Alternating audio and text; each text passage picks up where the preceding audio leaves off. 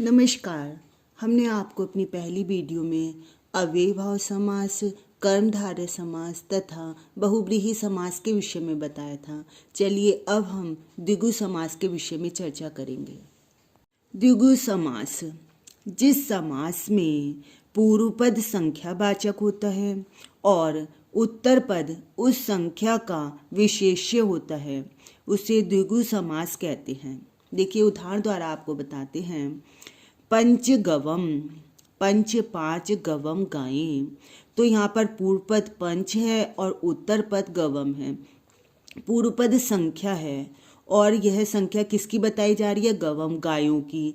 तो यहाँ पर यह विशेष्य है। अब वो देखिए इसका विग्रह है। पंचनाम गवानाम समाहारः, 5 गायों का समूह। कुछ अन्य उदाहरण देखिए। पंच तत्वम, पंच पूर्व पद है, तत्वम उत्तर पद है।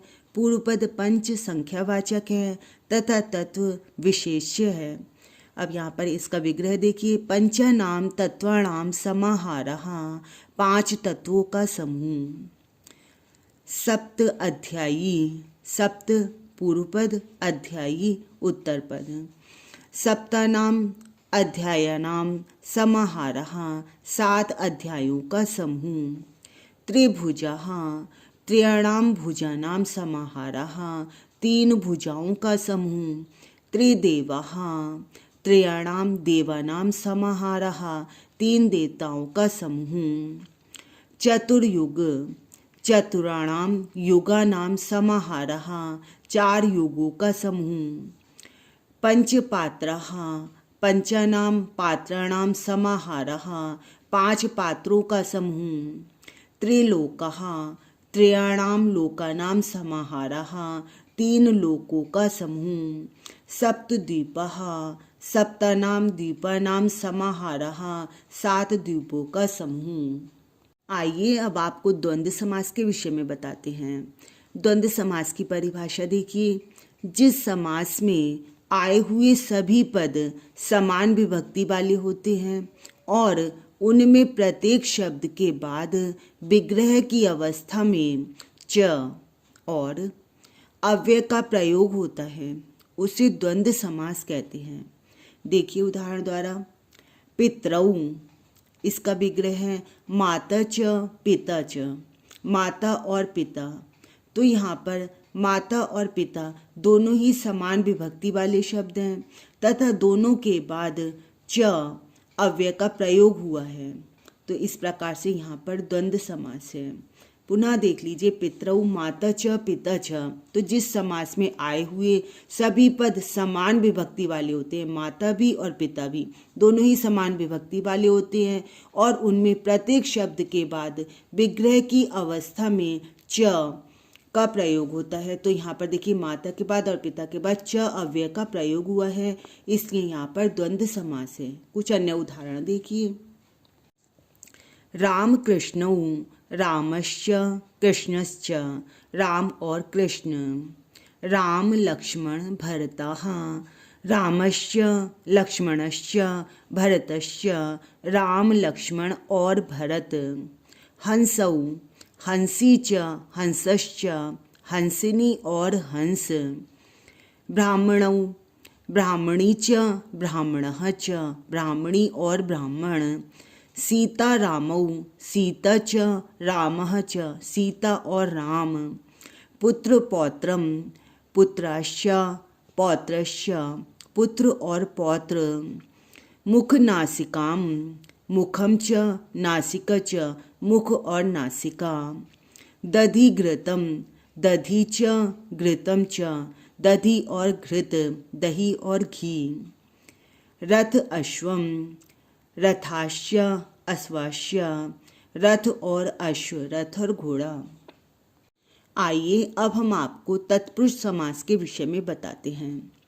तत्पुरुष समास में उत्तर पद अर्थात दूसरा पद जो होता है वह प्रधान होता है तथा पूर्व पद अर्थात पहला पद वह गौण होता है। यह समास द्वितीया विभक्ति से लेकर सप्तमी विभक्ति तक होता है। पहले शब्द के कारक चिन्ह का लोप करके दोनों शब्दों को मिला दिया जाता है।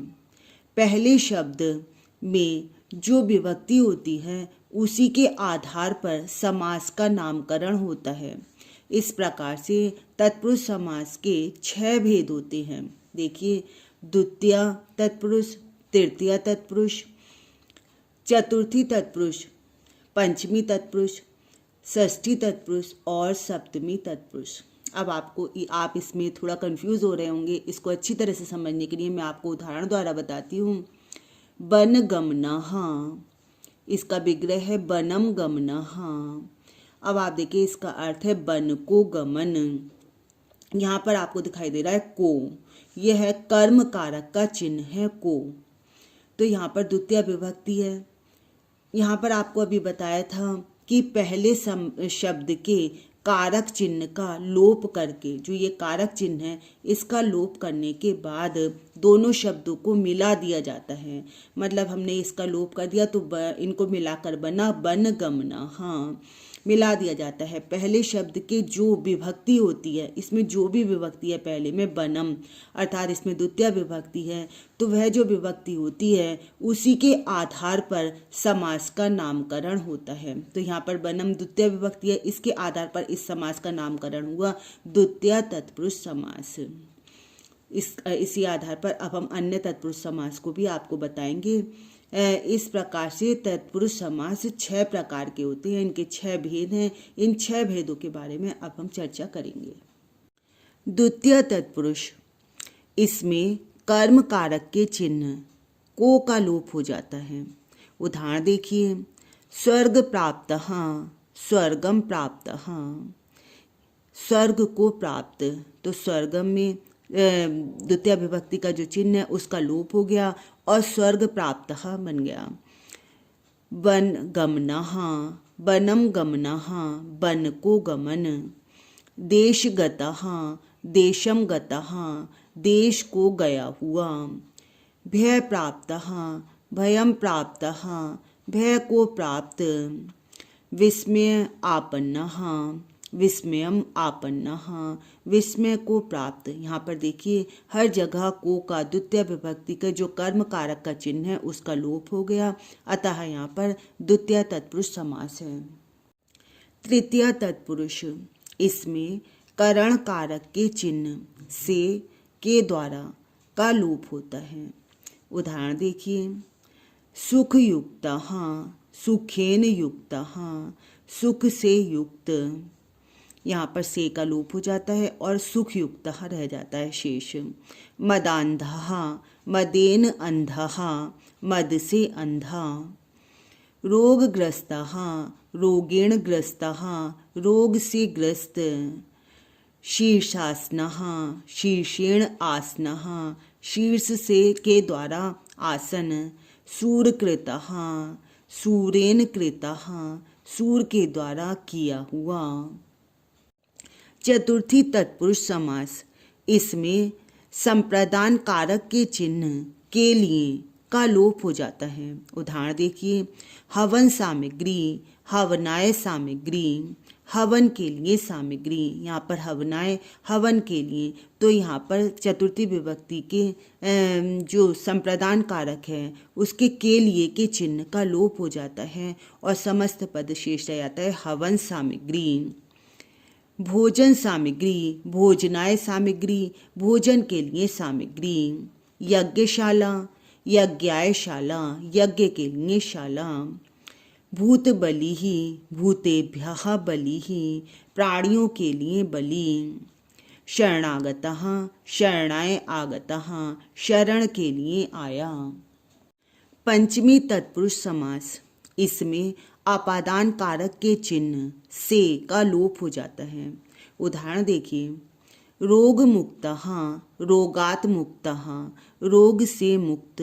यहाँ पर अपादान कारक का चिन्ह से इसका लोप हो जाता है और समास जो समस्त पद है वह होता है रोग मुक्तः। इसी प्रकार अन्य उदाहरण देखिए, चौर भयम, चौरात भयम, चोर से भय। पाप मुक्तः, पापात मुक्तः, पाप से मुक्त।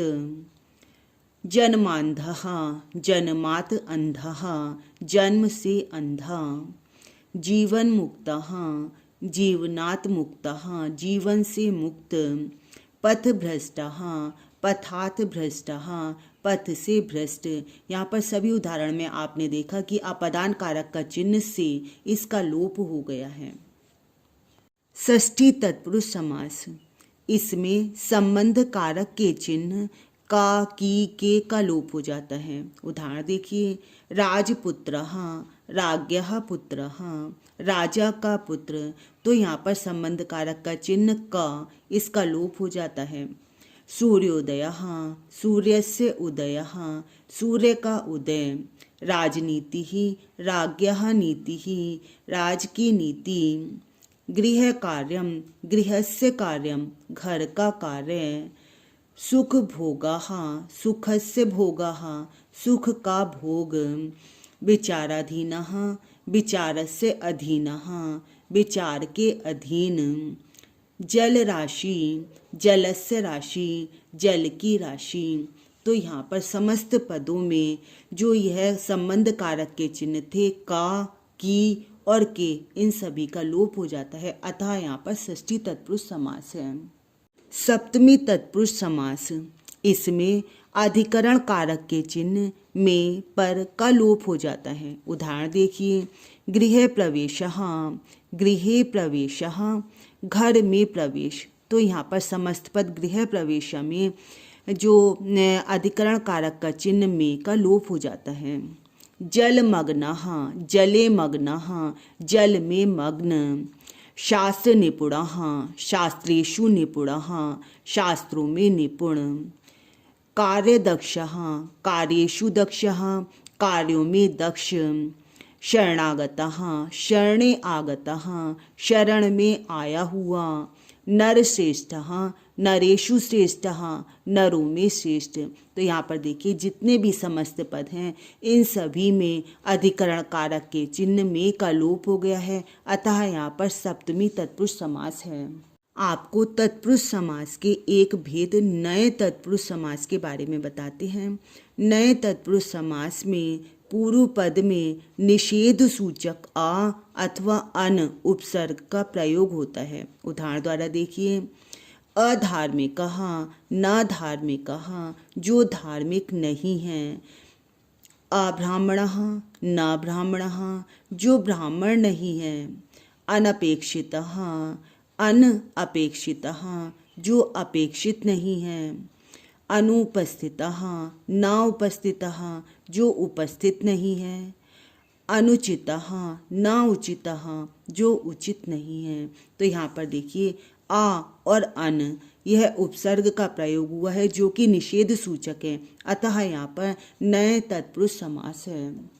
मुझे उम्मीद है कि आपको सभी समास बहुत अच्छी प्रकार से समझ में आए होंगे। आप मेरी वीडियोस देखते रहिए, लाइक और शेयर करते रहिए, और यदि सब्सक्राइब नहीं किया है तो इसे सब्सक्राइब भी कीजिए। धन्यवाद।